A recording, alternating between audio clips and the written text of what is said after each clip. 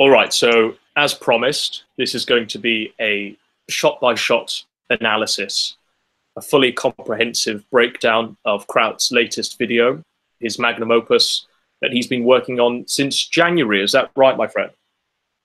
Yes, since January 25th, I believe, or maybe even sooner. One never knows with the enigma of Kraut.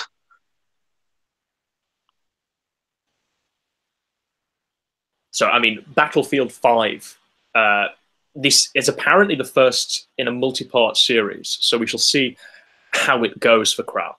But I just want to dive straight in here because clearly we'll soon see Kraut is trying to rebrand, is trying to reboot himself into something completely away from the drama. All right, shall I start a funny man? Absolutely. Go right ahead.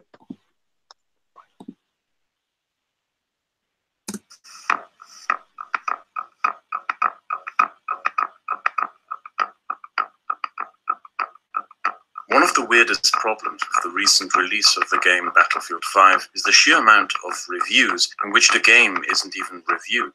I don't know if it's just me, but does the music match up with Kraut's monotonous, almost depressed voice? No, but Godwinson, I'm not sure if you're picking up the vibes. He's trying to emulate something like Vice or Vox in his style of editing. I got the impressions feed that this is Kraut does BuzzFeed. This is Kraut and BuzzFeed, you know? Maybe, but it seems a bit too dark and edgy to be BuzzFeed, you know. That's why I'm going more with the Vice or Vox angle. But definitely one of those mainstream media kind of platforms designed for millennials. And even to the point where he just boils down legitimate criticisms of the game and just writes them off frame. You know, right in this first shot, he's boiled down these criticisms of the game, which were legitimate, right? But he's just decided to emblazon them in red, slack them on a white background so he can write them off and then talk about the minutiae of the guns, you know, later on. Thoughts on that? Thoughts on him completely, because he's defending the indefensible, really. And in order to mount this defense, he's underwriting all of these criticisms, which are valid. Well, isn't that, again, that's very similar to what you'd see from a company like Vox or Vice or BuzzFeed. I'm not going to say it just yet because I want to leave this take for the end. Let's carry on. All right, we'll carry on. We'll carry on with the. We're 15 seconds into Kraut's magnum opus, and already we can see some dishonest tactics at play. Tons of videos were made about the pre-release trailers, political opinions of the developers, the botched PR events, the dismissive attitudes of the developers. I just want to point out here that one of the videos that's bouncing around the frame of this is the quartering. Once one of Kraut's friends, I assume, in the skeptic sphere. Or probably ex-friends. Remember, after all, Kraut aligned himself with the more leftist skeptosphere. But yeah, how dare that Nazi, the quartering, criticize Battlefield 5? Battlefield 5 didn't do nothing, don't you know, Godwinson? But I think it's quite telling that he's clearly trying to cleave himself apart from these people now. This is Kraut 4.6, you know? This is the new beginning of Kraut. So he has to cleft himself from the skeptics of old into this weird BuzzFeed version of himself. Well, again, Godwinson, I suppose I'll say what I wanted to say earlier. It seems to me that Kraut is producing now the content that he would have in the past rallied against, i.e. he has become the quote-unquote SJW he used to fight. And as you said, he's trying to distance himself from the rogue elements, the evil alt-right influencers, such as the quartering, because after all, the quartering is a very offensive individual, very controversial. well, how low Kraut's voice seems in the mix here. He's almost being drowned out by the music, the upbeat music, which doesn't quite match the monotony and depression of his own cadence. Well, I don't know if it's necessarily upbeat. It seems so. Well, I mean, let's play some more footage, and we'll make some more. Towards any feedback, but what does that have to do with the game itself? How it plays, its mechanics, its features, and if it's fun. Just that, yeah, just those that little tiny montage of editing was embarrassing, was it not? We've now reached the frenetic.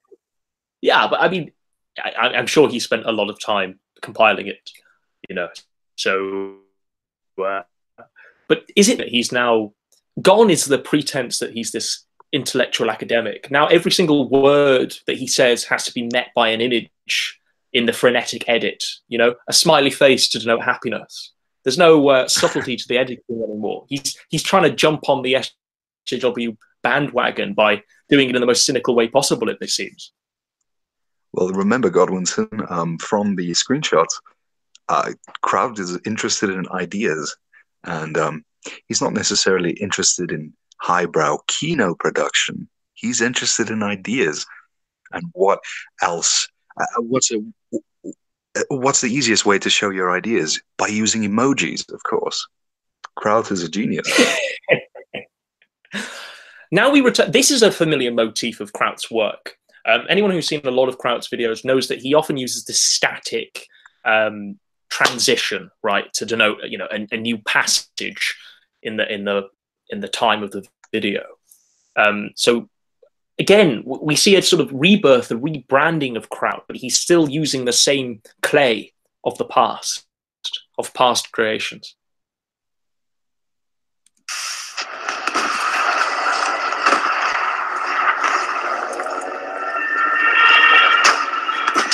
I'm just going to ask a question. Do you think this is his own footage that he's recorded of Battlefield 5, or do you think he's stolen the footage? He probably stole it.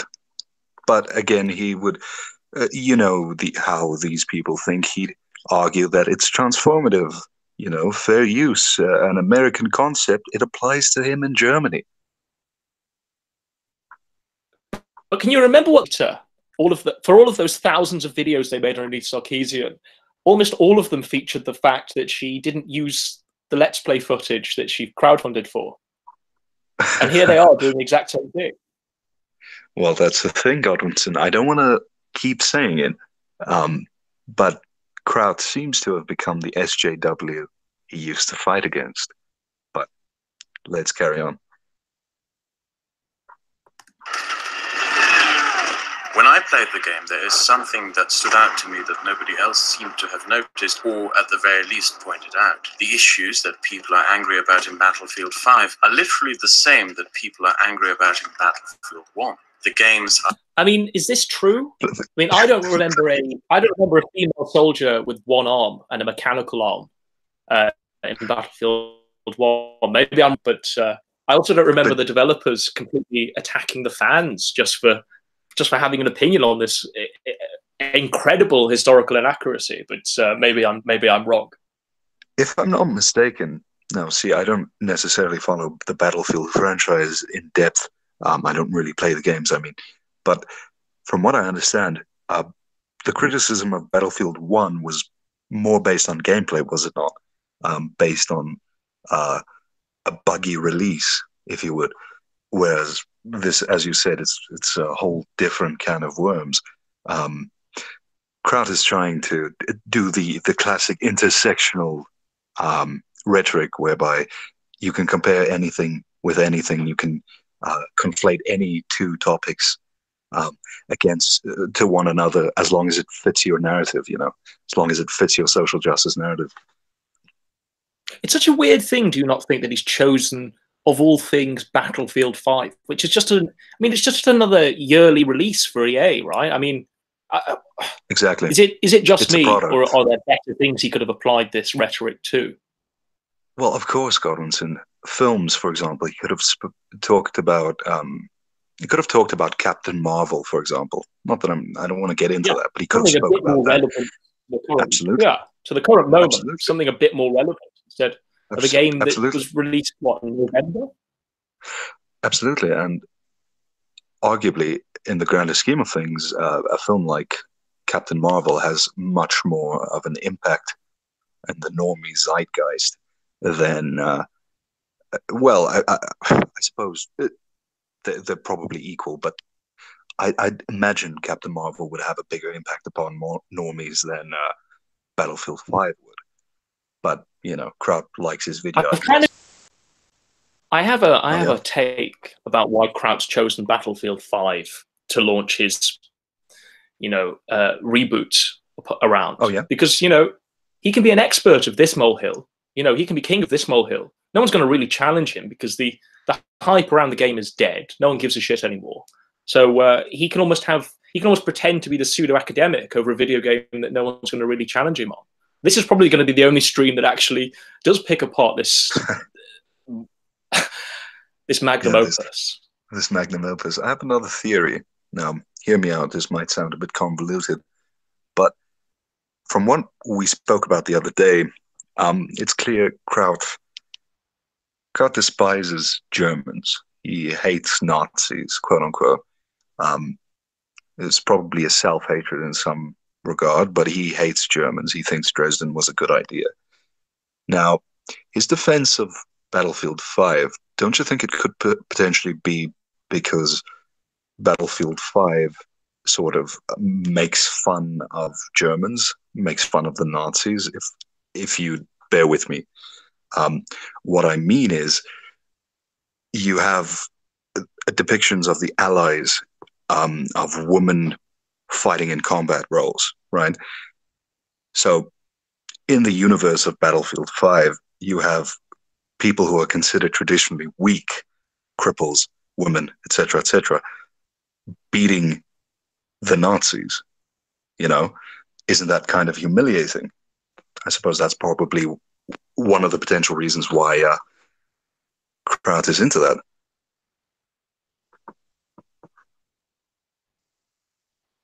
No, you're right. You're right. I mean, this video is just symptomatic of a very deep complex he's got. The more videos like this he makes, the more it becomes apparent to us viewers at home. And I think it's a complex that's been brought on by the deep humiliation he suffered from the hands of the alt-right last year, or the tail end of the year before. And certainly, as we move forward and more people sort of wake up to the bullshit that Kraut's spewing, there's going to be, further submerging. Well, I mean, because this isn't just divorced from all of his content. Prior, as we'll soon see, he managed to shoehorn in allusions to,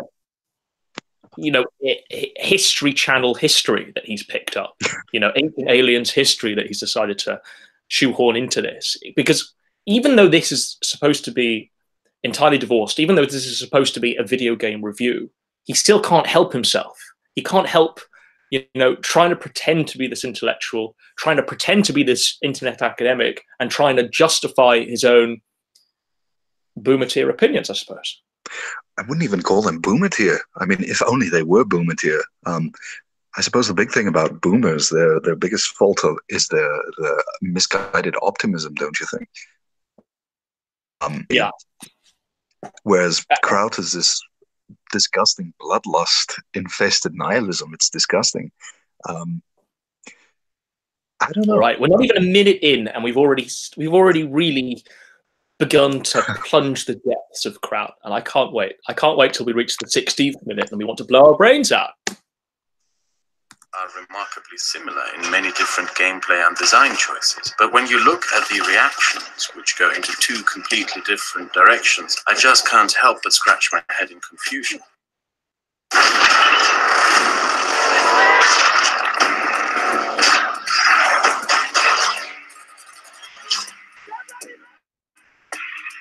The bombastic scene change from 10 years of modern warfare shooters into the never-before-depicted scenario of the First World War. The novelty of that scenario, how different it all was, that just seemed to be... You know what I hate about this video already? I hate the way that he can't convincingly read a script, you know? He clearly recorded this in a first draft, you know? He sat down and recorded this in some sort of masturbatory lust and then decided to just, oh, we'll roll with it. He's not even thought about performing the material he's written down. He's not even thought about allowing the viewer to be entertained by his diction, by his narration. It's just, you know, the dog sat on the mat. Yeah, it's interesting you bring that up, Godwinson. Back when I was talking to Crowd in the DMs, I asked him, why doesn't he do voice acting in real life? I mean, his voice isn't that bad, and he could get paid for it, you know. And he said no, and just left it at that. I didn't think to pry any more info out of him, but now I think it's because he might just be too autistic to read with inflection. He, you know, like a robot. I just don't understand. I mean, he's clearly spent a lot of time, right, editing this video. That means he spent a lot of time moving around, clipping, narration of his voice. You know, the voice recording has been chopped and changed, I'm sure, throughout these 16 minutes. How he couldn't think, I need to record this again. This is boring. This is just boring narration. These words are just going to wash over the viewer as they're washing over me as I'm trying to edit them. Why he didn't just think that, I don't know. But maybe it speaks of an arrogance to Crowd. Maybe it speaks of an arrogance where he just thinks, I'll slap this together. The video is made then. It's for the proles and the plebs to. Well, Godwinson, I'm a content creator, Godwinson. I don't need to put in any inflection in my voice. I spent all my time editing and studying for my digital management course. I'm very intelligent, as you can tell. Yeah, no, it's definitely arrogance, as you said. It's hubris. He thinks he's a god. I think it's probably, he's been told too many times that he has a good voice. Now, I've said that he has a good voice, fair enough. I'm probably part of the problem then, but it reeks of that, you know? A guy who hasn't accomplished much, but he has a good voice, and people tell him he has a good voice, and it goes to his head. Yeah. Let's carry on, my friend. 1 minute 32. Absolutely. Silence critics. What this shows to me is that in the end it is really mostly all about presentation, not substance itself. The same people screaming over an unhistoric female character in a Battlefield 5 campaign don't bat an eyelid at the even more ridiculously depicted. Did you notice that Kino transition where he made the shot close like an eyelid would and then open back up as an eyelid would? That was some Crowd Kino right there. That was real. Bravo. Yeah, bravo. People say, well, people talk about how good the cinematography of Refn's movies are, but fuck, look at Crowd. Joseph Lancaster, he's going to be the new Nolan. Bravo, Lancaster. Bravo. I wonder how long he thought about that transition. I wonder if he wrote the script about people batting an eye at criticism. And then he thought, I know what would marry well with that. Not just me saying it monotonously, but if I were to edit in a blinking transition and a blinking open transition, I wonder if that would really crown the Kino that I'm trying to perfect here with this magnum opus in defense of Battlefield 5. Godwinson, do you think Crowd contracted our mutual friend CRP to do the editing for him? The thing is, though, like, if we're going to compare him to CRP, Coach actually is talented. No, he is. In the sense that he can put together a video which is entertaining. You know, they're entertaining videos. I mean, obviously he's not great live, and obviously there's some sort of colourful history there. But if you actually watch a Coach video, you're gonna laugh. sort of be taken aback by the production values, and then you're going to maybe learn something that you would have learned from your grandfather or his mates as they hand you a work as original. Godwinson, let me clarify something. I disparaged CRP in our previous stream together, but I have nothing against the guy personally. I like his content. His videos aren't bad. They're pretty good. But yeah, maybe Crowd did hire him, though. I mean, it's Kino, as you said. One campaign. The game in itself, just like Battlefield 1, is not as much a disaster as it is a set of failed opportunities. And the overwhelmingly negative reaction to the game is, in my opinion, misguided. The game is... This is lazy. This is really lazy, because this was the exact same shot prior, but he's just changed the background to black. If he was a smarter person, I would accuse him of making propaganda, repeating the same notions, the same ideas in order to reinforce it into the viewer's mind. But I think with him, it's probably just laziness. and half of these criticisms he's boiled, he's just repeating. So what's the W full SJW? Isn't communism leftist? What's he talking about? Social justice, SJW, full SJW. These are just the same criticisms. He's just sort of he's typed in synonyms for SJW into Google, and he's got this menagerie of words. No, but Godwinson, you don't understand. You don't understand. This is very Kino. It's very intellectual. A whole team of academics thought of these synonyms. Anyway, let's go. Well, I asked Krauts in his Discord if he wanted to join me for this analysis, and he really would have shed light on my questions, but I suppose we'll just have to carry on solo, wondering why he's decided to both boil down arguments that were legitimate criticisms of Battlefield 5, and then try and sweep them under the rug, propagandist slide. Hold on, Godwinson, before we carry on, someone in the chat just mentioned something. Full SJW is a coach term. Just keep that in mind. Oh my God. This is the Kraut we get now, is it? The Kraut who's been watching the incels rise up videos of Coach. the true horseshoe theory. The anti-SJWs. Because of that video, a series of videos in which I intend to defend Battlefield 5, the game, and the directions that the developers decided to go into. First of all, I can't think of anything more monotonous, boring, and just ultimately a waste of time for Kraut than doing a multi-part series on Battlefield 5. I don't. What does he mean by this? What's his end goal? Yes. I asked myself that question as well. I don't know. He's probably trying to get back into the game with something relatively inoffensive. You know, his previous content was about Japan, about Germany, about Poland in the Auschwitz video. It's very heated, controversial, political stuff. This is easy to digest, you know, it's Gamergate tier shit. Maybe that's his idea. He wants to rebuild consumer trust, viewer trust, but he's doing it in a terrible way, of course. Well, do we know if this video got uploaded and he lost more subscribers as he's been doing for the past few videos that he's uploaded? Because that's been the pattern. He uploads a video and then he loses like 100 subscribers, a few thousand even.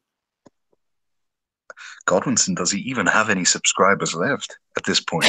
I'm not. Well, I know that he's now got 99k, and last time I checked Kraut's channel before the Black Pigeon Speaks Paranoid Pornographer thing, he had like 100,000. So there's been an exodus, but I thought he was boxing it 100k, well, but maybe. Who watches his content anymore? I mean, obviously we're watching it for the sake of a review or an analysis, but who unironically watches his content? It's the same with Mundane Matt, his friend. Who still watches this shit? Well, I mean, we can speculate that this was made for his buddies like David Shiprat, you know? It could be. Tonka, I suppose. Maybe Tonka and Shiprat have been sitting in his Discord, you know, harping lyrical about Battlefield 5 ever since it was released. But I don't know. I can only imagine those are the only two that are actually going to unironically enjoy this and think, wow, Professor Kraut's back with another hot take on Battlefield 5. Do you think it could be a result of the YouTube algorithm promoting his older content to people, where people don't necessarily look at the date of the upload? They just see him criticizing Islam, and then people are into that. Do you think that could be it? The reason why he hasn't dipped below? You're right in saying that was Kraut's shtick, right? And obviously attacking people like Trigglypuff and Queen Anita and Saint Zoe Quinn, you know, brought in guaranteed views. You know, all these shit takes on video games that were controversial in the moment. Yeah, that brings views and clicks and pennies. But to do it after, I mean, he's not even going after the developers in this. He's defending the developers of Battlefield 5. So he's done a complete about face. And plus, it's months after the game was released. No one gives a shit. There's not even any controversy anymore. Wasn't the developer fired for attacking fans? I don't know, but I remember he was fired for attacking the... Well, Godwinson, it's so after the fact, as far as I'm aware, EA's stock price has rebounded since its drop. I mean, that's how fucking far away from the controversy we are at this point. Brian Dunn, our friend, King of Pole in the chat, said, "Isn't he like a year late?" On this, I'm sorry, I can't read the chat. I'm locked in the thingy. But what Queen of Pole is giving a hot take. What's his hot take? What's Brian's hot take? A hot take necessarily. He just pointed out that it's essentially a year late, the controversy. He's right, because people were... Yeah, no, I mean, the controversy... November, the game was released, wasn't it? I mean, I remember playing it like November. Godwinson, the thing is, the release was in November, but the controversy was much earlier than the release, remember? People were already... had already... the trailer was filled with female soldiers with one arm, you know? Yeah. And it was very obviously, you know, the developers were trying to tick a diversity checklist. Of course. And that's what pissed off the fans. The fans just wanted a good game about World War II. They weren't necessarily wanting complete historical accuracy, but they just didn't want an agenda forced down their throats. And I think that's perfectly reasonable. I mean, I remember, I think it was an E3 last year when they showed gameplay footage for the first time before the whole marketing campaign, before the one-armed female soldiers. I remember it didn't look bad. You know, they were showing a new physics destruction engine that they put into the game, where you could use a tank and you drive through a building and the building would be destroyed. It looked pretty cool. And as far as I remember, the feeling at the time was fairly positive. It only switched after the marketing campaign and after more of the story was revealed. But nonetheless, I just don't fucking understand Kraut. I don't get him. He's an anomaly, really.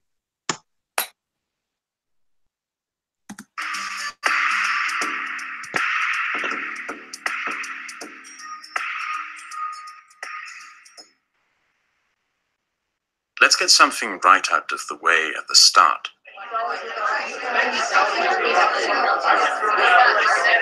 Look at the disingenuous way he sweeps all of the valid criticisms about Battlefield 5 under the rug. You know, he turns them into this cacophony of noise in the background. None of their voices matter because none of them are clear. You know, his is the only clear voice, and his is the only voice of reason. This is so dishonest in a way of editing. Of course. But again, need I say it again? Kraut has become the SJW he used to criticize. Aren't these the same editing choices and techniques used by the feminists? Where they look, I mean, even feminist frequency, even Queen Anita wouldn't edit this disingenuously. Hey, I'm not criticizing our queen either.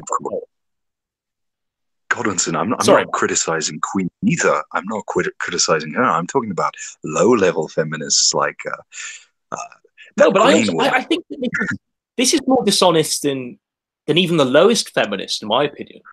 Because no, but I agree with you, though. This is a video in reaction to, because he knows his own opinion on this. He knows if this were Gamergate days and he was, king of the Gamergate mountain as he used to be, he'd be completely tearing into the developers. But he's done a complete about face because he's trying to appeal to shit, rat, and Tonkasaur. And he's adopting tactics that even the evil SJWs wouldn't have adopted. Well, absolutely. I mean, at the very least, the feminists used to, or still do, choose videos with inflammatory titles. Look at the titles on screen right now. Battlefield 5, Inclusive Revisionism. Downfall of DICE, Battlefield 5, Postmortem. That doesn't sound very politically charged to me. Maybe the inclusive revisionism, but isn't that exactly what Battlefield 5 is? Silly.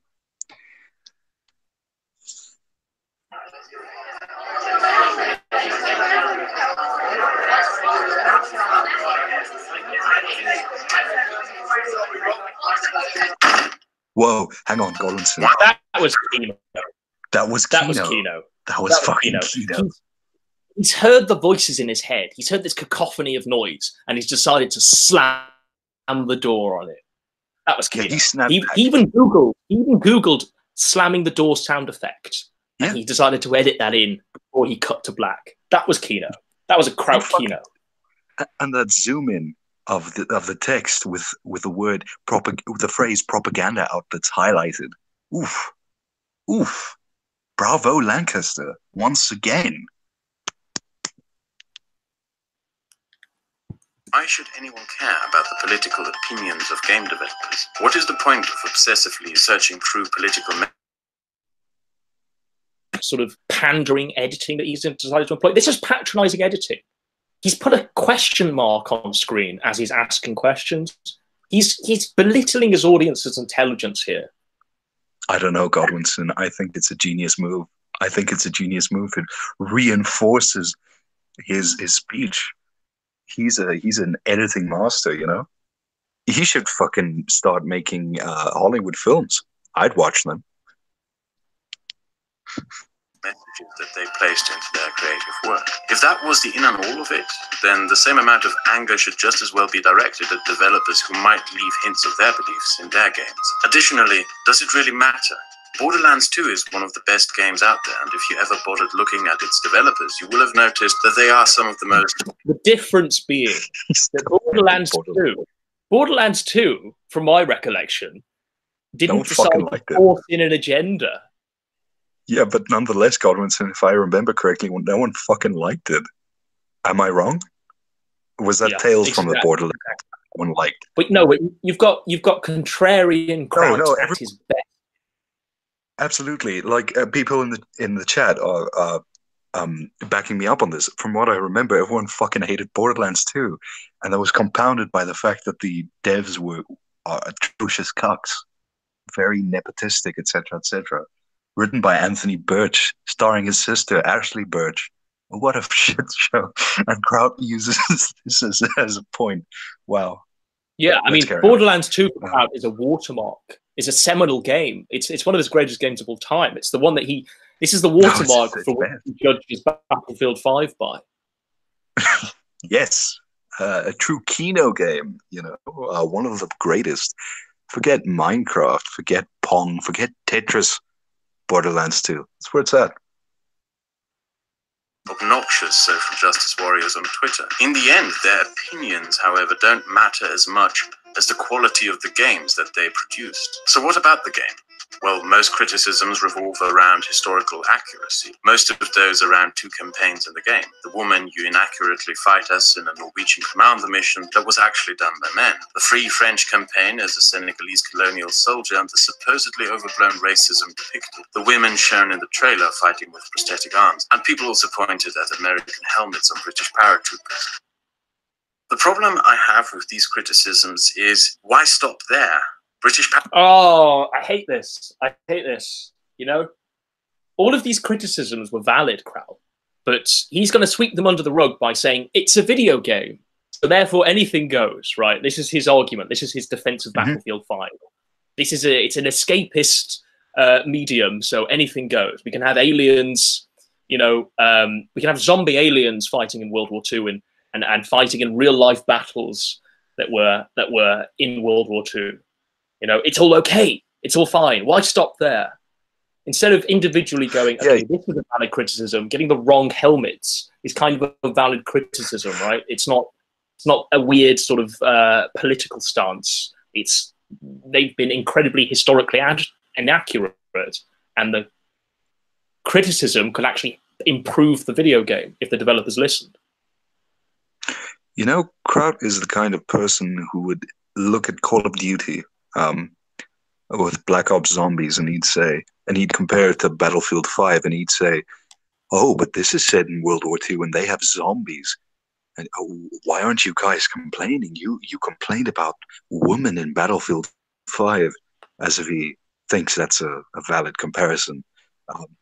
It's fucking stupid. And like you said, many of these are valid criticisms that could have, if the developers addressed these criticisms, it could have led to first of all more consumer goodwill, which would have led to more sales of the game, and secondly, maybe just a better product in general.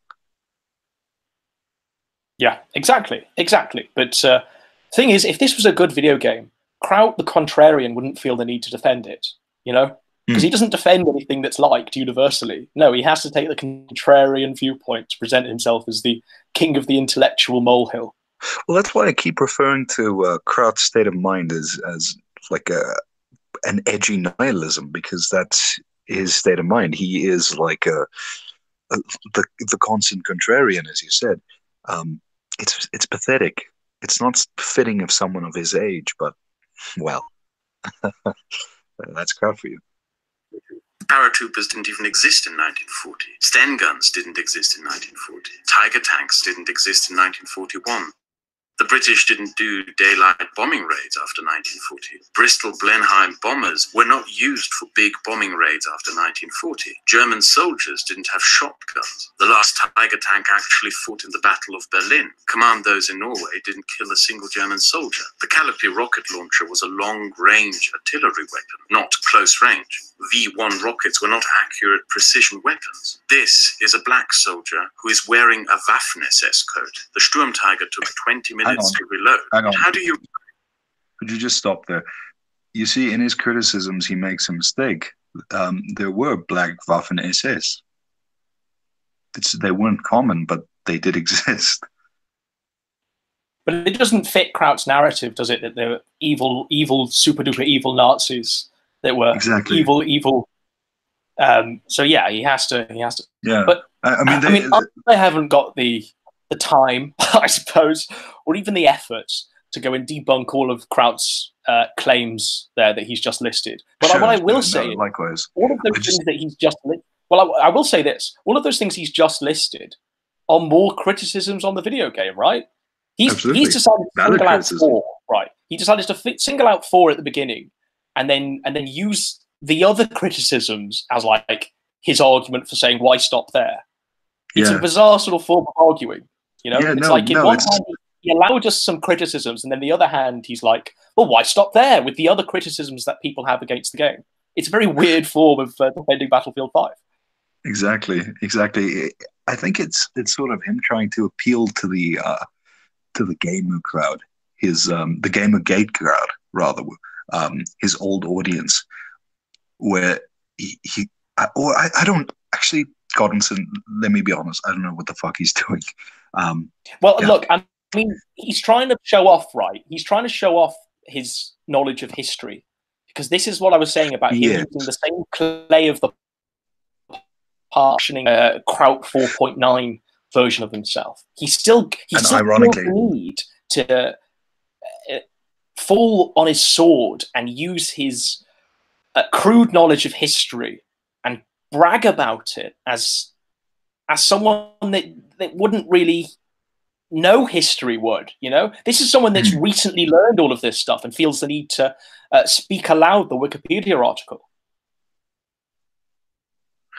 Well, again, that's the irony, isn't it? Because, like you said, yeah, you're exactly right. But yet he still makes a mistake. Now it's a bit of a gray area because there weren't so many Waffen SS soldiers who were black, but there was a regiment. There was a Muslim Waffen SS regiment. So, Kraut, what are you doing? Yeah, Kraut BTFO. Well, I mean, by his logic, right?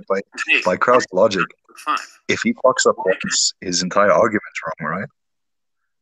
Well, I mean, on that very point, I'm sure he's going to release a follow-up video in defense of Battlefield 5 2, claiming that there were no black Nazis because, of course, that black regiment of the Waffen SS didn't exist. They were part of a radical, extreme, far leftist group of the propaganda. No, it was propaganda by Joseph Goebbels. Yeah. It was those extreme Japanese Buddhists that did it. Yeah, I mean, let's forget that Somaliland was a German colony. Let's not talk about that. Machine gun in Battlefield 1. Why is there a BAR in World War I? No, you can't just get away with stealing an RAF plane. German fighter planes didn't have enough fuel capacity to fly to Britain. Look at how many German planes you shoot down in this campaign. How the hell wasn't the Luftwaffe wiped out? And look at all these prototype weapons that just happen to conveniently be everywhere around you. And why remain in this series? Look at this, a Tiger tank rolling up a mountain, the armored train, the Soviet weapons in German hands. The US Army was segregated. Time doesn't slow down. This isn't Battlefield 5 anymore, is it? You're cutting out a bit there. This isn't Battlefield 5 anymore, is it? He's now using other video games to illustrate his point. Why stop there? Is this Battlefield 5? I don't know. I don't know either. I don't know either, but it seems pretty based. I don't know. It seems very inclusive. Do you think he's going to be showing like Zelda footage and Super Mario and say, why stop there? Why stop there? We didn't have walking mushrooms in World War II. Why stop there? We didn't have a Triforce in World War II. You know? Exactly. Why stop there? Why stop there? L-shaped neutrinos didn't fall from the sky. I mean, what are you doing? Down when you look through the scope of a sniper rifle. How can you reload a scope rifle with a stripper clip? This reload animation right here, this is like one of these drawings by MC Escher. Can't you do that? Lost. I'm lost as well. Lost. Can't you do that with an? Is that him saying? Is that just him saying that he wants to make a reference to MC Escher to seem cultured? I think so. Because I'm going to clarify something. I'm not a gun expert. I'm a fucking retard when it comes to guns. But I'm pretty sure you can put a clip in a bolt action rifle, and that looked a bit like an M1 Garand. I don't know. I don't fucking know. Let's carry on. But first of all, like, did that remind you in any way of an MC Escher painting? No, it didn't. But you know what it did remind me, that reference? Have you ever listened to the Weird Al Yankovic parody of Ridin' Dirty? No, explain it, my friend. Okay, it's called White and Nerdy. Now, I'm making a weird fucking reference here, but at one point, Weird Al, because he's rapping as a nerd rapping, and at one point he says, MC Escher, that's my favorite MC. Get it? It's a funny pun. It's like Kraut. He's trying to appeal to the culture to seem smarter, like you said. But it's fucking for naught. It's for naught. I wonder if his audience even knows who MC Escher is. There's a difference between aesthetics, mechanics, and setting. You could make many a detailed video criticizing games by detailing how heavy machine guns can't be shot through their sights while standing, on the functionality of weapons under certain conditions, and the representations thereof in a game. The question, however, is how much would that be in conflict with the game itself? Not in terms of its accuracy, but in terms of its play a bit. The conceit of his arguments. He's saying if you think that trying to force an agenda into a video game is bad, then you must therefore think, ergo, them using inaccurate guns is bad. And therefore none of these things make the game bad. It's just your own personal bias. That's his argument here, and it's disingenuous.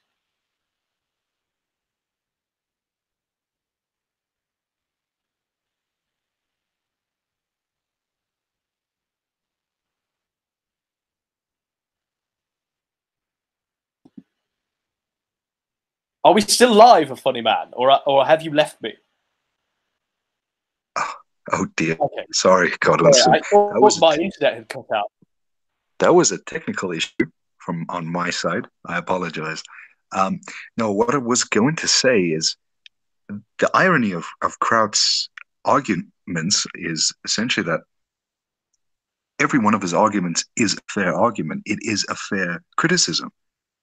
But he's trying to say that, see, I'm making better criticisms than those evil Nazis, even though all of the criticisms levied are fair.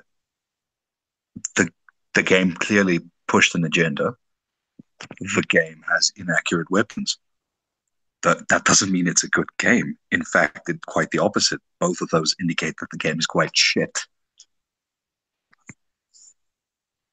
A heavy water-cooled machine gun requires a tripod to be fired. Would it be practical in a first-person shooter to have the character carry around the tripod and having to set it up in firing position before being able to shoot? In the first Call of Duty games, this was actually the case with light machine guns. You couldn't just pick them up and shoot your way through the game. You had to find cover or lie down and set up a firing position before shooting. Picking up a machine gun in early first-person shooters meant that more than even today, you had to take into account the different functionalities of the gun. Small details like these will pop up for many who play games and happen to know something about firearms. A feature introduced by Far Cry 2 and Fallout 3. So is Kraut trying to tell us here that he's got a vast, extensive knowledge of firearms, just in case Ethan Ralph wants to do another gay op on him? Yes. Remember, Kraut knows who Ethan's... This is a veiled threat. This is a veiled warning. Kraut's made Battlefield 5 in defense of, because he wants his enemies to know that he's got a wide range of knowledge about firearms. Remember, don't forget, he's sitting on Ethan's mom's docs. He's sitting on that information. Keep that in mind, Ralph, if you're listening to this. Kraut knows who your mother is. And he has an extensive knowledge of guns. Fuck. Was a wear and tear for guns. Weapons could break due to overuse. Some back then even hoped for jamming mechanics that could disable firearms in mud and dirt for future games. However, the feature disappeared in subsequent titles and has not returned.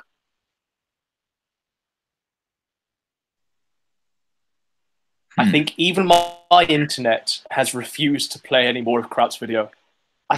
I don't know what to do. I think your ISP is afraid. Your ISP is afraid. It's owned by Nazis, and they know they're going to be BTFO'd by Kraut's intellect. Well, we got 6.5 minutes in. I don't know what else we could have said, really. Hold on. I'll try and skip ahead. I wonder if we can... It could come back. What's going on? We need to see... We need to see this. He's not deleted the video, has he? No, I can't imagine he has. Let me see. Let me check. All I will say, Kraut, if you're listening and you want some sort of pointers on how to improve your skill set, try and make your voice a bit higher in the mix, a bit higher in the sound mix, because you're being drowned out by your techno music that you're trying to employ to make your sound more upbeat.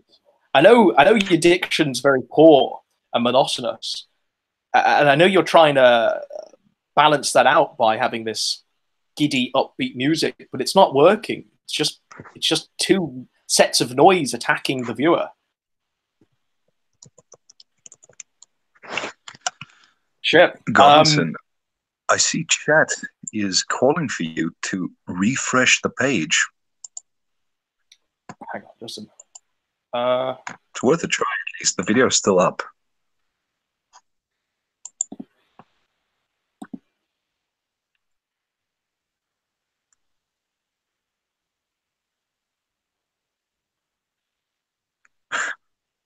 Okay, I've got a black screen and the wheel just keeps going round. I don't know what's going on. Right. What I'll do is I'll try and get into chat and we can get some hot takes from people who've seen this video. I assume you've all seen this video anyway. I assume you all hate watch Kraut as everyone else does in the world. But if not, then what were your impressions on the first 6.5 minutes of an In Defense of Battlefield 5? Do you think he's going to carry on with the multi-part series, or do you think this is going to be like the Holocaust series where he just gave up after what, one or two, and series on Japanese Buddhist extremism that he gave up on after one video? Godwinson, you know what's funny? What? Oh, never mind. No, the video does load for me. I was about to say it's doing the same thing for me it did to you, but no, it does load for me now. You should try soon. You should try later to refresh the page. I think we should watch the entire video together. Are you able to screen share from your end? Unfortunately, no, Godwinson. As I said, I'm on mobile. I'm a plebeian. But I see the chat wants us to talk about the Gunt. Do you want to talk about the Gunt? Yeah. What's the latest in the news of the Gunt? The last I heard of them, PPP told me the story of how they broke up in Miami. That's as far as my knowledge goes as well. The ice debacle, that one was quite noteworthy. Did PPP tell you about the ice debacle? Yes, yeah. But I've heard it's all fake and they've reconciled. Well, obviously it was fake, but I don't know. Do you think the fan that came was fake as well? The guy who paid $500, that Asian guy. Do you think that was fake as well? Well, I mean, did anyone actually see the $500 on stream? I'm not sure. Probably not, though. So, I mean, he could have offered like $2,000 and it wouldn't have made a difference, really, would it? No, that's true. That's true. The only reason I point that out is maybe Andy and Ralph were doing a gay op independent of the fan. You know, the fan was just a convenience. I think what people have got to realize is that by going IRL IBS, they've made it all about themselves now. So they have to manufacture this drama, just as Ice Poseidon's community has to manufacture this drama, just as Jersey Shore has to manufacture drama, because there's only so much they can do in this goldfish bowl. Now they're a closed system now, and they are the only players within that closed system. There's no one new coming into this. So they have to manufacture drama to make it interesting. But, Godwinson, I don't know about you, and obviously it's up to personal opinion, but I don't get why people are interested in that content. Same with Ice Poseidon. It seemed to be, to me at least, to be fucking terrible content. Why would you want to watch grown men spurg out in real life? You can tell they're overreacting to mundane situations. But why is that entertaining? A lot of it, by the way, isn't even that. I mean, that's the odd highlight in streams where they're sleeping in getting super chats, in streams where they're just swimming in a pool and getting super chats, in streams where they're just walking down the street and getting super chats. The actual events aren't really like. Did anyone see the fight between Warski and Ralph? No, that wasn't on stream. Good footage of that, did we? We got the carpets. I mean, did you hear what Failure was talking about on COG stream? No. I don't like COG very much, but I watched a clip of it, and essentially Failure was talking about this scenario where I don't know exactly what happened or why it happened, but Andy pulled down his trousers and he stood in front of Ethan and he stuck his hang on.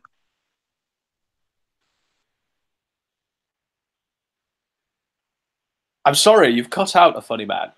Andy pulled down his trousers in front of the guns and stuck his something in, what, into the guns? I'm in suspense. I don't know what's... This is a cliffhanger.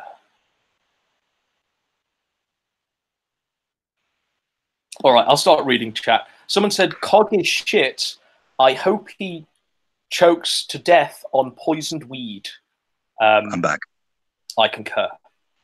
I agree as well. And I apologize. So Warski waved his dick in Ralph's face. Why? As like a form of dominance? Trying to assert some sort of masculinity over the gunt? I don't know, but it gets better. Failure, tell him failure. He sees this scenario being played out, and his reaction is not to film it or just tell Andy to, pull up his pants.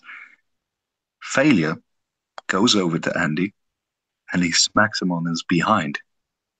No fucking way. Really? I swear, yeah. But he didn't film it. How long is it now, then? How long is it now before this all turns into Ice Poseidon, homosexual edition? Because this is what's going to happen. Some producer is going to approach them. Some porn producer is going to approach them. And they're going to be wanking off on camera. Do you know what I mean? For old boomers. This is what they're going to be doing. They're going to turn themselves into prostitutes. I've been telling some of these people, some of these streamers, now that streaming's gone, I think they should look at Plexstorm. Plexstorm is sort of a hybrid between Twitch and Chatterbait, if you would. I think that content would suit perfectly for that site. Another thing to note is... And the thing is, even if they aren't homosexuals, they're going to go ahead with it because it brings them money. You know what I mean? They'll completely debase themselves just because it brings in penny. Well, of course. I mean, that's the thing with these people. Another thing of note, someone mentioned it in the chat, and I was going to mention it too, is Rolf's new hairstyle. He bleached his hair. He looks like an obese, shorter version of Milo Yiannopoulos. Do you think that's what he's going for? I thought he looked like that guy from Diners, Dives, and Drive-Ins and Dives. I thought he looked like that guy, except worse. He does to us. Yeah, worse, much worse. The difference is, though, at least with Guy Fieri, he has frosted tips, whereas Ethan dyed all of his hair blonde. Just a second. I've got a question. How did Warski react when he had his bare behind, slapped by a fat I think human? he screamed. I think he screamed because, again... He screamed. I have to point this out. Failure was busy filming at the time. He was in control of the camera. So, of course, you didn't get to see anything.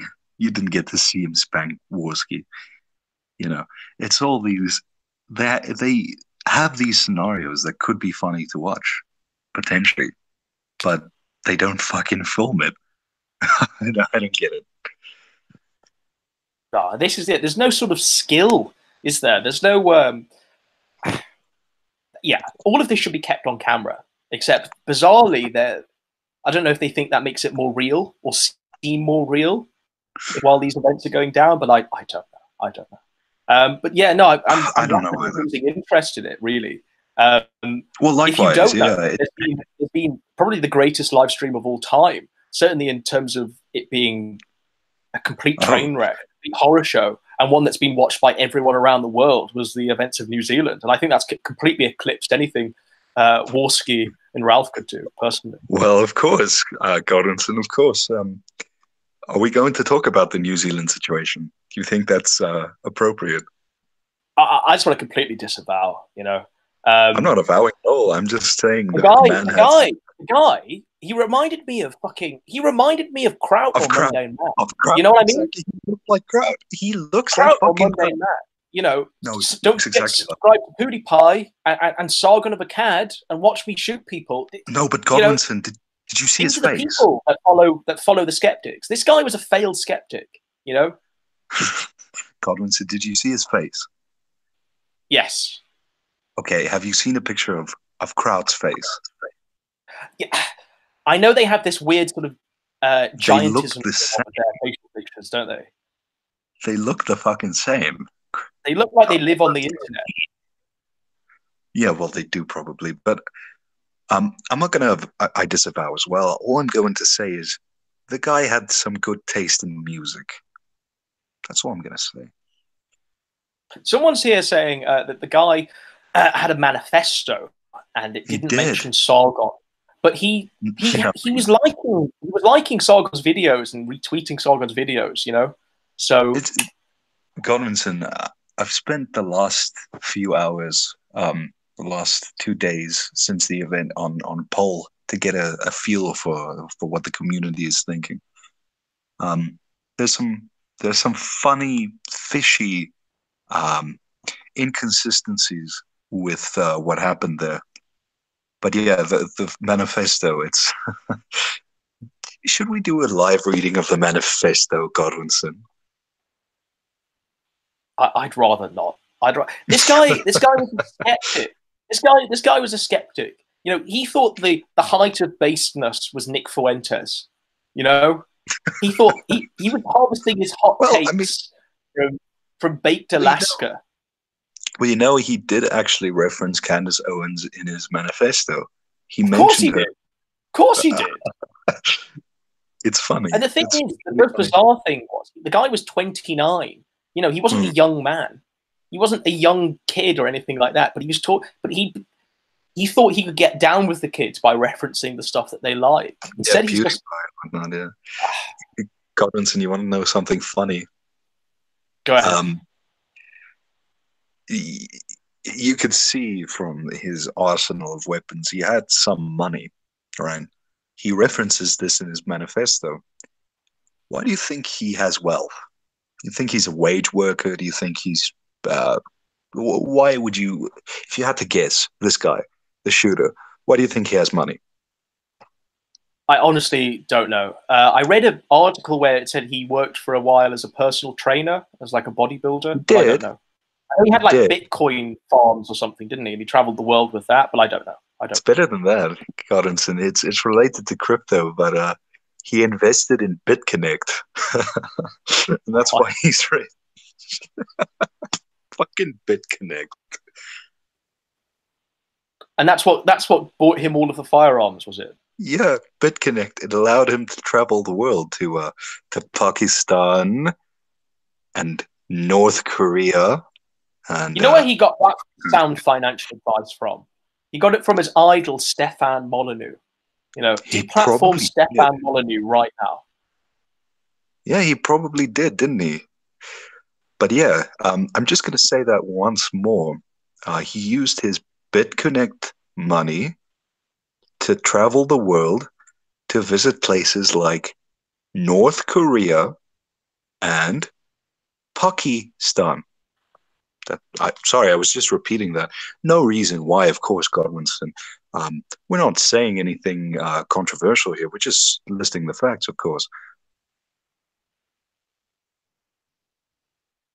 Did you see the reaction of people on YouTube, sort of trying to get their disavowal in as quick as possible? I watched The Amazing Atheist's disavowal, and he was like, "This is fucking shit, man. I can't believe this still happens, man. Yeah. We need to get rid of the guns, man." Sargon was like, I think Sargon said, everything he says is true. Like, he read the manifesto and said, we need to calm down because everything this guy says is true, which I thought was weird. I thought, I mean, Sargon's gone completely off his rocker or something. Well, you know, I think Sargon is an eco-fascist to some extent, though. He probably is. I'm not sure. Like I said, you probably haven't read the manifesto. That's fine. But a big point that the shooter makes in his manifesto is talking about how he's an eco-fascist and how environmentalism has been co-opted by the left. You see, the funny thing is, I heard the echo of Sargon's words in that statement. He's mentioned this kind of rhetoric before, where he talks about how an idea... That exact same sentence. He said that in front of a conference of boomers at UKIP. I vividly recall him saying that fascism, that the environment and the green issue has been co-opted by fascists. Yes, I remember. It was quite a keynote move that our friend Carl Benjamin was doing. He picked up that purple bucket that he brought along, his donation bucket, and he lifted it up to the audience, and he pointed at it, and he lifted it up so people could see the bottom, and he pointed at the bottom, and he said, "Look, you see the symbol? That's a recycling symbol. This bucket that you will donate money to, I recycled it myself." Yeah, he's going to reclaim it from the Antifa fascists. Sargon's trying to reclaim eco-politics from the Antifa fascists, and he's yet again, Sargon has inspired another murderer. That's 2 now, is it, or is it 3? Because I remember there was a samurai. So there's 2 or 3 murderers out there that are murdering in Sargon's name now. Winning, important person. I think a funny man has had to mute himself yet again. Gosh, no manifesto will beat Ted Kaczynski's. No, I completely agree. The Industrial Revolution and its consequences were a disaster for the human race. Sargon is already irrelevant. Don't bring him back into the limelight. Talk about the Gunt. This sounds like someone has an agenda here, that they don't like people shitting on skeptics because now they can turn on Ethan Ralph.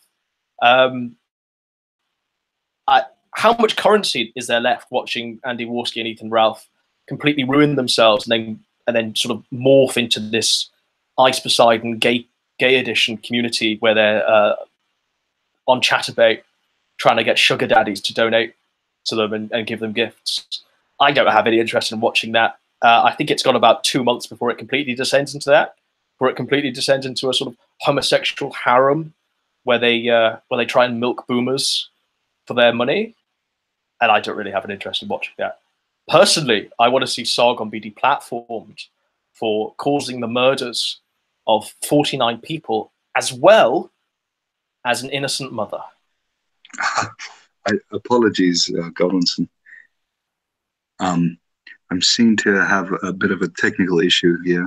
I live in the third world, as I said, and well, they're cutting off my electricity because, well, the power company is run by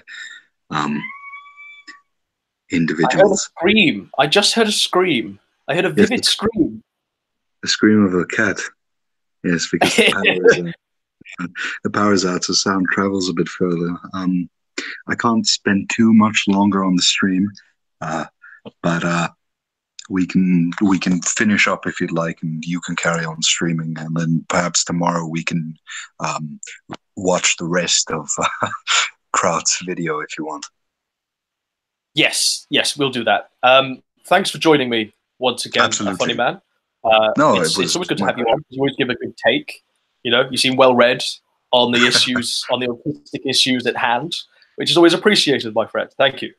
No, thank you, Godwinson, and I apologize for cutting this short. Hopefully tomorrow will be a bit longer. Have a good one. All right, thank you. Crazy Chameleon has added me and said, Godwinson, it's entertaining to see a downfall, plus COG seems cool. Is this what my fan base has become now? Are they all COG fans? Is everyone subscribed to myself and COG? Because there was a time, not long ago, where I thought you were either subscribed to me or you were subscribed to COG, and the two were very mutually exclusive. So I don't know. Have I attracted the COG is cool crowd? If so, please, I implore you, unsubscribe. Someone's written, fuck COG. COG is cool. What the fuck? I am definitely not a Coglet fan. COG is trash. Gas COG. COG is king. COG is king. COG sucks. No, fuck COG. Okay, all right. You had me worried there for a moment because I thought you'd all become COG fans.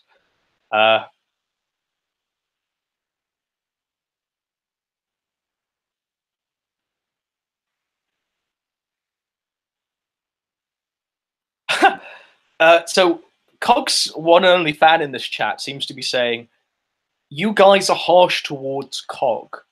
I don't know. If you all want to shill him as the new king of IBS, by all means, it'll be interesting watching him try and deal with the mask video that we all saw a few months ago. But I don't know. Maybe he can ascend that because he is the king of Bloodsports now. Gorbinson, where can I donate for your road trip with PPP? You can donate to our Indiegogo.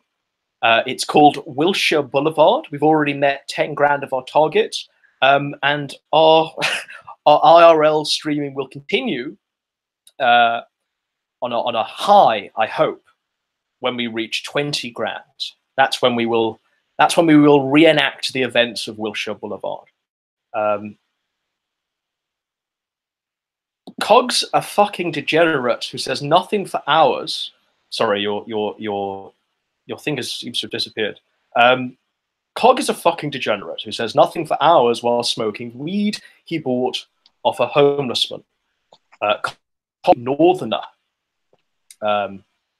Yeah, okay, sure. You're gonna continue to have the friendly rivalry with Zoom. No. Gobinson, who would you cast in Wilshire Boulevard? Oh, this is an interesting one. Oh, gosh. Do they have to be actors, or can they be?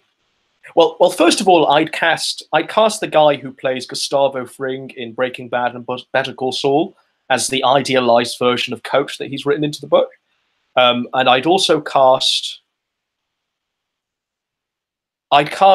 Brie Olson as his sylph that he's written into the book as his love interest. That'd be very interesting, I believe. But Godwinson, who would you cast as the Farsnook? This is also an interest. I suppose PPP would have to step up to the role and learn the line. Cog is a wannabe IBS commentator. His takes are nothing compared to Godwinson's. Well, I don't know. Even the comparison, I think, is just wrong. Really, I see my name and Cogs together, and I feel physical revulsion. You know, I don't know.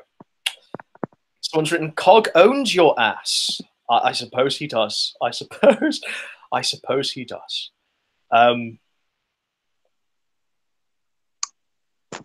Robinson, make a video about incels rising up and the Supreme Gentleman. How many videos out there have waxed lyrical about Elliot Rodger? I can't think of any channel that hasn't at one point done an Elliot Rodger video. So no, I don't think it's going to happen. People ask me all the time to do a Chris-chan video as well. I think that's it's one of them things where I don't think I'd be able to add anything new to the discourse. How much would a fresh cum tribute on Wilshire Boulevard cost? Make it happen. Make it happen. You know, I'll crowdfund you. I'll crowdfund that Indiegogo. All right. Well, Godwinson, I just want to point something out. Why have you seen some of the new content on Chris-chan? It's shit. It's absolutely shit. I think I enjoyed the Gino Samuel documentary, which seemed like a Making a Murderer Netflix style series. I enjoyed that. I'm sad they didn't carry on doing that and bring it up to the modern day Hole in the Taint saga. But I don't know. I thought that was good. I don't know about anything else. Maybe there are more people trying to jump on the Chris-chan bandwagon, which I think is weird. It seems that way. What more is there to gain? I don't know. It seems that way. I mean, and many of them seem very A-loggy in their approach, if you know what I mean. It's not like I don't know. They tried to give hot takes about how Chris-chan's a terrible person and he deserves what's happening to him. And I'm like, dude. Those takes have been around for years. Every single lolcow you can find has someone that thinks they're doing some incredible evil and must be stopped. Yeah. You know, I mean, these aren't original takes. I don't understand why. First of all, the whole idea of feeling sorry for them and feeling as though there's some great evil is just misjudged. When you realize that they're symptomatic of a greater problem, I think that's when you realise that there's no point sort of casting judgment on them, really. You just have to see them as part of a greater whole and use them as a cautionary tale, I suppose.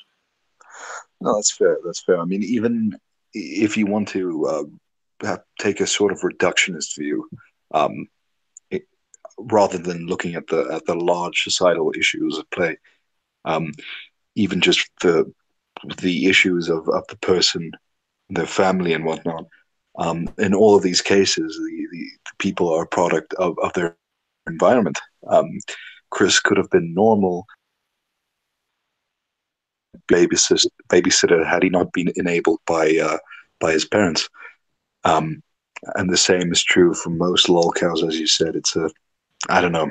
It feels, I don't want to moral fag, but it feels uncomfortable to me when people start railing on these people who, by and large, can't help it. Yeah, but I don't fall on the other side of the fence where I go, oh, therefore we must shield them. Therefore we must feel sorry for them. And of course, what will be will be. Yeah, the ultimate. You need just sort of dispassionate judgment on these people. You know, just use them as part of a narrative which says these are a cautionary tale. You know, I suppose that's the way you have to do it. Like Johannes, for example. Well, I mean, Johannes is a good cautionary tale. But I wanted to say with Johannes, Daniel is a good cautionary tale. Warcorp 666, Sargon's a good cautionary tale.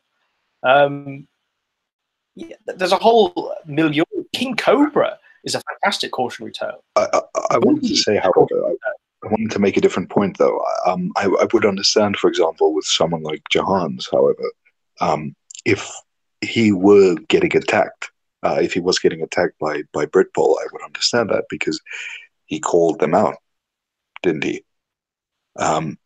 Whereas someone like Chris, by and large, he just wafts through life, regardless of his stimuli in his environment. So, I don't know.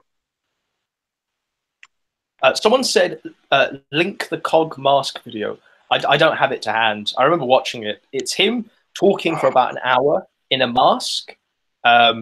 He's trying to like hide his docs, which I think is weird. You either dox yourself or you just stay hidden. You don't do a gator in like wear a mask and then reveal it. But I mean, Cog doesn't reveal it during the video, so I don't know.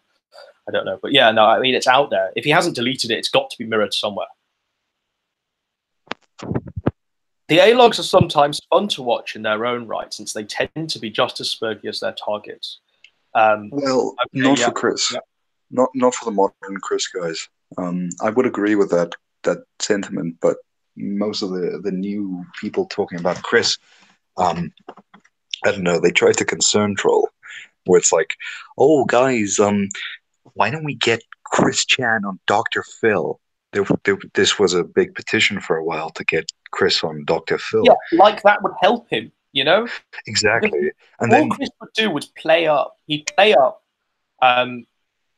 He'd put on an act, you know, and people would more people would see him as a spurg. Yeah, but listen to this, right? The guy who suggested this, I forget what his name is. I think it's Dylan Thomas, the YouTuber. He spearheaded this campaign. He started promoting the idea of getting Chris Chan on Dr. Phil. And then once this campaign started getting traction, he flip-flopped and he said, no, this is a bad idea. We shouldn't get Chris on Dr. Phil. It's going to hurt him. You know, isn't that fucking textbook concern troll? Yeah, but a lot of the people who do concern troll about Chris, they fail to realize that he's quite, I don't know, he's quite manipulative. He's quite cynical himself. The fact that he'll wheel out his dying mother and get her to talk as though the end of the sky is falling, you know, just for donations. That shows something about him where he's been playing the game for far too long now, that he knows the rules. You know, he's not naive to things anymore. I don't know if it's necessary. I'm not sure what to make of Chris, though. Do you think it is cynicism that he's manipulating people, or do you think maybe it's just? I think the whole reason he's transgender now is a cynical move. You know. I don't know. I could be completely fucking wrong, but from my take at least, Chris just seems like an out of touch retard. And why I bring this up, I'm not sure if you've dealt with autistic people in your life, but we used to have this autistic guy at my school, in my high school. He looked like Syndrome from The Incredibles, and back in the time, no, it's fucking amazing. He looked like I said, like Syndrome from The Incredibles, and he was into Minecraft. And but I'll get to that. I went to an older high school here, and the corridors were rather cramped because it was an old school built in the early 1900s. And as part of that, between classes, we had two rows of people walking through the corridors at all times. Your left and your right.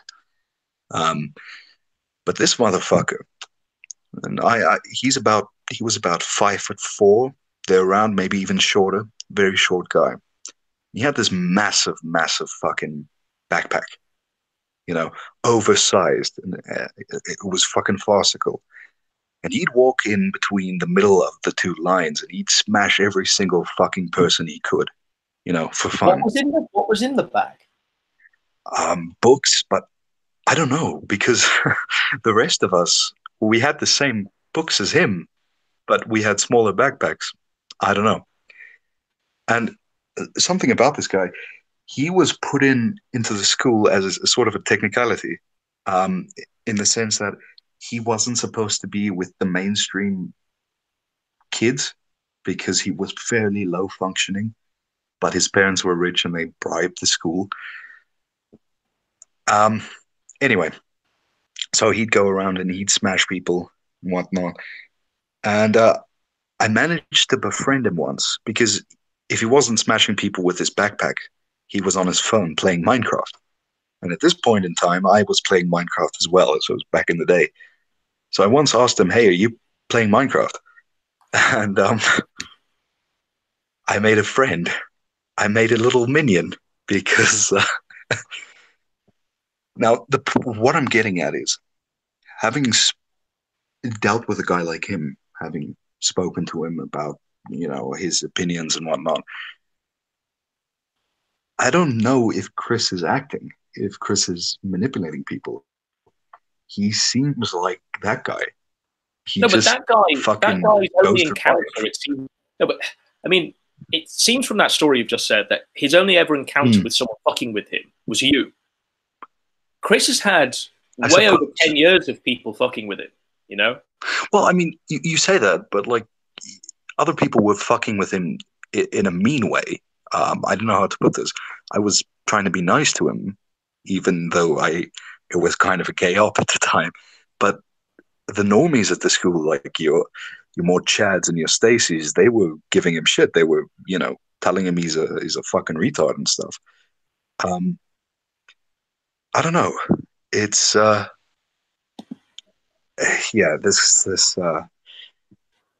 I don't know. What I'm getting at is, I don't know if Chris is LARPing or manipulating people, but yeah, we'll see.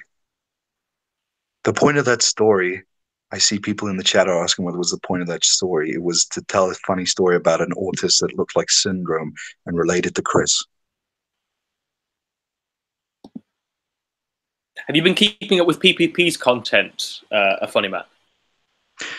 I enjoyed his review of Idiocracy, because I watched Idiocracy recently as well, and I'd have to say his take is pretty on point. I mean, PPP is now officially an e-celeb now. He's got his 1,000 subs. He's monetized. He's got his Patreon up and running. He's got super chats enabled. This is it now. There's no turning back for PPP. Well, I mean, in all of his videos, I'm going to unsubscribe, because I expect to be fed adverts and I expect super chats. That's good content. That's a litmus test I have. So if he doesn't comply, I hope the cog is right. People look upon PPP as the true successor of the IBS crown, because PPP deserves it way more than cog. PPP is a talented human being. He's a master of comedy. You see, PPP has urinated on stream at least twice. What has Cog ever done? Smoked weed on stream? Please. PPP does that for fun. That's not even his content. Fucking Cog. What a cunt. But tell me, though. Oh, someone said thoughts on Prince Hubris versus Metica on Twitter. My next video, my masterwork, is actually a video about the Irony Bros. I'm doing all of them. So hold your breath for that, because it's going to be good. I've edited about 5 minutes of it.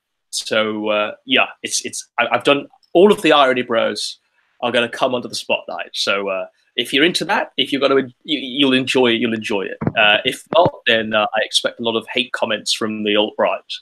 But no, I'm definitely aware of people like Prince Hubris. Yeah. Godwinson, please tell me.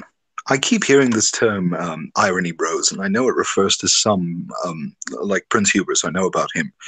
But who else? You know? Baked Alaska, Nick Fuentes, Beardson. Sure, okay, no, fair enough. Because I've heard mixed things about Nick, because obviously we've spoken about Nick in the past. What I mean mixed things is some people say he's an irony bro and others say he's, he's legit. So, yeah, fair enough. No, I mean, look, the whole point of the Irony Bros is to obfuscate and mask their own political allegiances. Because if they nail their colour to the mast, they're fucked in their own words. But no, that's very definitely the sort of Beardson, Hubris, Fuentes, Baked Alaska. There's sort of four of them that are kind of on that topic though, known as the Irony Bro category. Yeah. And the most common theme about all of them is what they obfuscate, they dance around the opinion. They're not really funny, like they're not humorous people, but they like to present themselves as humorous. And ultimately, if we look at Baked Alaska as a classic example, they're people who've been rejected from most movements, communities, and they've decided to latch onto this thing in particular to try and make money and to try and make themselves a bit more sanitized and a bit more appealing to the mainstream media, even though they're already fucked. The only reason they're in the Irony Bro movement is because they're fucked optically, and they're even fucked with people like Richard Spencer. So they are sort of pariahs. They're cancers, right? And they can't even find homes with other cancers like Richard Spencer. So yeah, they're a very unique phenomena. But yeah, like I said, my next video. So hopefully, we'll enjoy that. You know, I want to ask you something though. On that video you're going to make, or are making at the moment, are you going to talk about their true motivation? Because you mentioned that just now. You said something that they're obfuscating. Well, I mean, look, their motivation is to make money. Their motivation is to make money. Okay. Their motivation is to make money.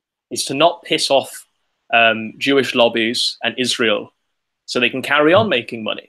You know, and also to rally behind, MAGA tier nationalism.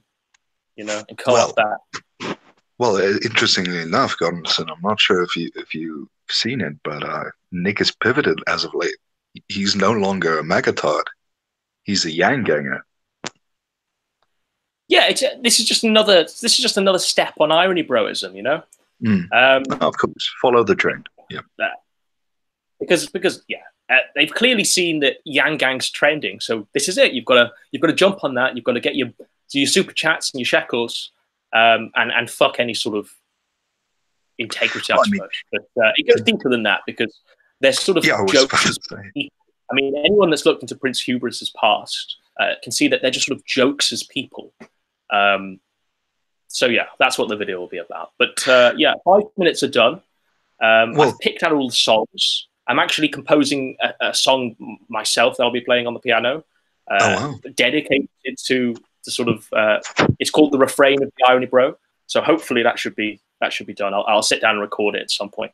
Godwinson, I've only recently discovered your Millennial Heights video, and I have to say that's one of the most fucking keynote videos I've ever seen. Thank you very much. There's going to be another one, I hope. I hope they'll do Millennial Heights 2, but I'm going to do that in public at a Millennial Woes event. where he's locked above a Please film it. I have to say, though, I think it's patrician taste that you chose to use Wuthering Heights as your inspiration. That's a fucking fantastic song. One of the best, in my opinion. Well, Kate Bush is an inspiration. Kate Bush inspired me to go after Jahans, to team up with PPP, and to make Guntley. Yes. Well, Godwinson, why don't you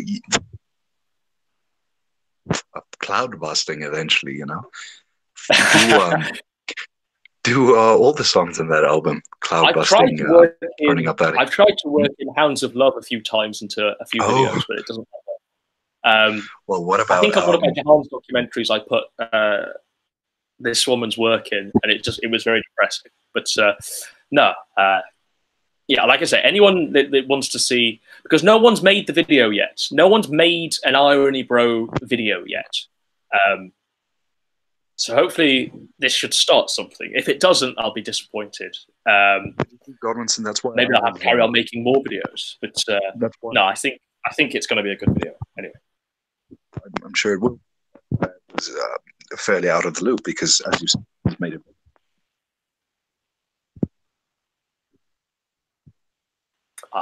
I think your microphone's dying, my friend. You are gone. You are gone. All right.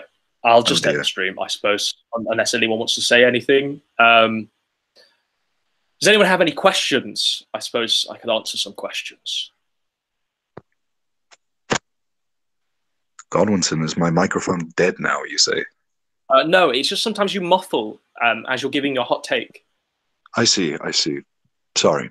What I was saying is, I like you said, it's fairly uncharted waters. That's why I have no fucking clue about the Irony Bros, because no one's really made content about that. And it's not something I necessarily want to independently research because I don't really care enough about the Irony Bros. If you want the TLDR on Irony Bros, this is the TLDR on Irony Bros. They all used to sit around and watch the Daily Show, listen to that Daily Show, watch the sort of merry-go-round of alt-right video creators on the internet, you know, and they always just think, oh yeah, this is based. Then they all went to Charlottesville, and then what happened at Charlottesville was a shit show, basically. It was optically damaging for them. And they thought, shit, we can't go on Fox News now. And suddenly our money-making opportunities are gone. So their whole aim and their whole goal is to replace the leaders of the alt-right, not with someone better, not with someone that's actually going to turn it into I don't know, maybe a legitimate movement, who knows? Their whole goal is to replace the leaders of the alt-right with themselves, because they want to be the only ones that make money in this weird movement. You know, they want to turn it into a closed system where it's all about shekels. So that's why they operate, that's why they obfuscate, that's why they dance around things, because the moment they nail their colours to the mast, and that's the moment. Well, Godwinson, maybe they're going to lose some money. You realise the irony in the Irony Bros is the fact that they're trying to co-opt the shtick of Mike Enoch, who is doing what they want to do, in the sense that he's in it for the money as well. All these alt-right figures are in it for the money. I don't know. It's just funny to me that that's all this movement is. We hate the capitalists, but please donate to TRS. Please donate to Fashion Nation. I suppose this is the great irony, I suppose. They look at Mike Enoch, right, and they see a fat alcoholic. And I think most of the world does too. They see a fat alcoholic who's kind of lost everything in life and only really has a podcast to sustain himself. This is what they see. This is what the rest of the world sees. But what they don't see... But what they don't see is a projection of their own futures. Once they take his crown, they become him. They become a fat alcoholic who doesn't have any employment opportunities. But that's what they want. They want to take his crown for shekels and money. So, so they're welcome to it. But I don't understand why they don't see visions of the future projected when they look at these people they're trying to usurp. Yeah. No. Let's not forget as well that, well, the funny thing is, let's say one of the Irony Bros does overtake Mike Enoch, they arguably have more right to be the head of the alt-right, seeing as Mike Enoch has a sketchy ancestry. Well, that's their argument. Their argument is, oh, they wear a suit. That gives them sort of more credibility. But you actually look at them, and you actually look at their behavior, and you actually look at their pasts, and who they actually are, and you see that they're arguably worse than a fat degenerate alcoholic. They're certainly going along the road of that addiction and malaise. So yeah, I mean, Godwinson, I'm not talking necessarily about Mike's behavior. I'm talking about who he is as a person. I'm talking about his ethnicity. Okay, I'm not going to go into it any deeper. I'm just saying it's quite funny if you know the story behind the story. But someone in the chat said, "What, are you talking about Enoch being a Jew?" Yes. I'm surprised the Irony Bros haven't capitalized on that, because it's something they easily could. No, but look, if they capitalize on that, right, then that shuts off avenues of making money because they've offended someone. You know, someone that they can't offend if they want to carry on making money and not be deplatformed. Yeah, I hear what you're saying. I just want to say something. Someone in the chat said that he mischaracterized my take. He said, they hate capitalism but use money. That's not what I'm saying. I'm saying they preach the word of National Socialism, of anti-capitalism, but they operate as capitalists. Not that they just use money. They operate as their enemy. Anyway. Yeah. All right. I suppose I'll wrap up the stream. Do you want to give the crowd video one more try before we call it quits? It's not going to work. It's not going to work. We'll start again there. Say I'm free tomorrow for a bit, so we could perhaps do the rest of the. We had like 10 minutes left, didn't we, of Krat's video? We did. I'm surprised he wasn't in the chat, actually, BTFOing us. But I suppose he's making that video now on Black Nazis. So yeah, or he's finally... he's going to BTFO you on that BTFO, you know? Yeah, well, maybe he's finally making his video on Lego. Maybe he's doing a review of the latest City set or the latest Star Wars set. Yeah, I hope he does start that Lego Miniatures channel where he does his videos in German. You know, he'd be unknowable. Really no one would know who he was. You could monetize that as well. He could have his dream as a content creator. Godwinson, he can even do a fucking English. He can speak in English too if he wants the wider reach. That's fine. Just don't do the Anglo accent. Just do the German accent.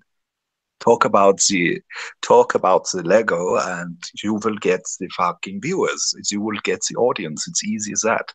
But I want him to do that, but he never will. He never will. I suppose we've got to look forward to more in this multi-part series about Battlefield 5. All right, I'm gonna shut the stream off. Thank you, one and all. Keep your eyes open for the Irony Bros keynote. It's going to be uploaded next week because I just need a bit of time to finesse a few things. Like I say, I'm going to record the refrain of the Irony Bros. Hopefully, people will enjoy that little piano piece that I composed. Yeah, so thank you very much, and thank you, A Funny Man, once again for joining me. It's been a good show. Absolutely, Godwinson. See you tomorrow.